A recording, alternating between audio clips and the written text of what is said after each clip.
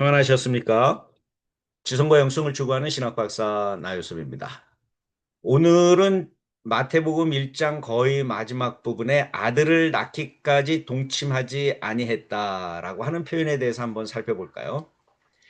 요셉은 주의 사자가 알려준 대로 마리아를 데려왔습니다. 성령에 의해서 임신했다고 하는데 모르죠. 아무튼 성령에 의해서 임신되었다고 믿는 마리아, 자기가 약혼한 마리아를 데리고 와서 아들을 낳을 때까지, 예수 그리스도가 태어날 때까지 동침을 하지 않았다. 마태복음 저자는 왜 이러한 표현을 여기에 사용을 했을까요? 물론 동정녀 탄생을 지지해 주기 위해서 그렇죠.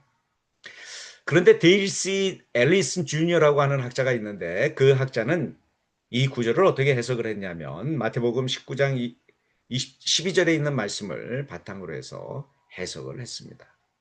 거기에 보면은 천국을 위하여 고자가 된 사람도 있다.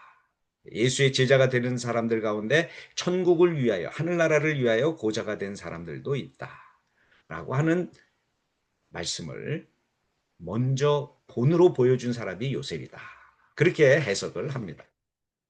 네, 상당히 맞는 해석이라고 저는 생각합니다. 그래서 저는 받아들입니다.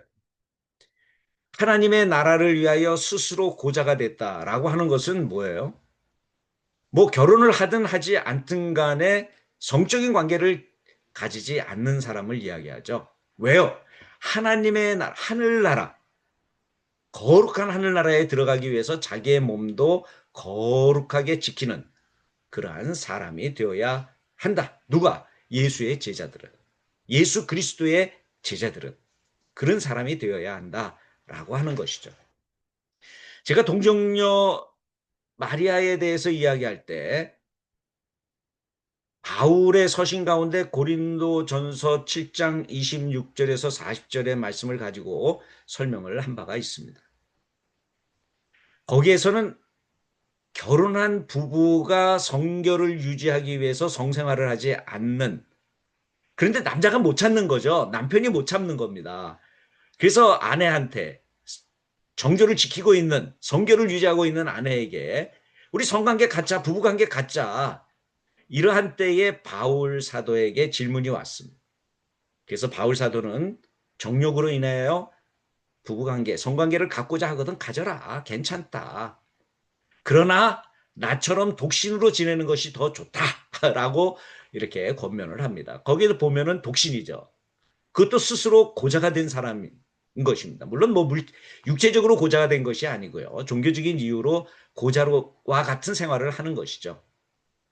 아마도 마태복음 저자는 바울로부터 이러한 이러한 교훈을 받아서 여기에 요셉이 주의 사자의 지시를 따라서 마리아가 아들을 낳을 때까지 부부관계를 갖지 않았다. 성생활을 갖지 않았다. 성관계를 갖지 않았다라고 그렇게 표현한 것이 아닌가 저는 그렇게 생각을 합니다. 그러면서 예수도 결혼하지 않은 것으로 표현되어 있죠. 예수의 제자 가운데 베드로는 사실 결혼했습니다.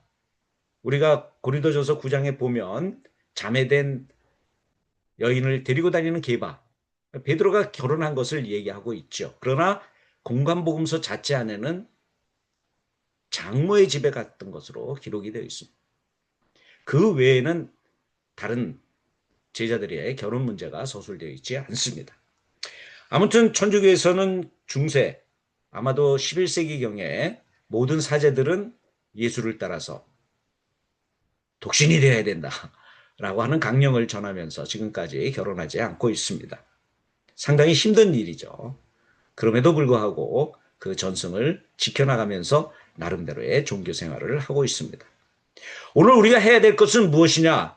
나는 어떤 방법으로 고자가 되어야 될 것인가? 물론 성적인 면에서 고자가 되라는 이야기 아닙니다. 여러분의 삶 속에서 무엇인가 하나를 유보하면서 그것을 범하지 않으려고 하는 노력, 종교적인 노력이 우리에게 필요하다. 그것이 금연이 될 수도 있고 금주가 될 수도 있겠죠. 아무튼 여러분들의 생활 속에서 여러분들이 결정을 하면 되겠습니다. 오늘 우리가 배워야 할 교훈이라고 생각합니다. 오늘도 저희 강의 시청해 주셔서 대단히 감사합니다.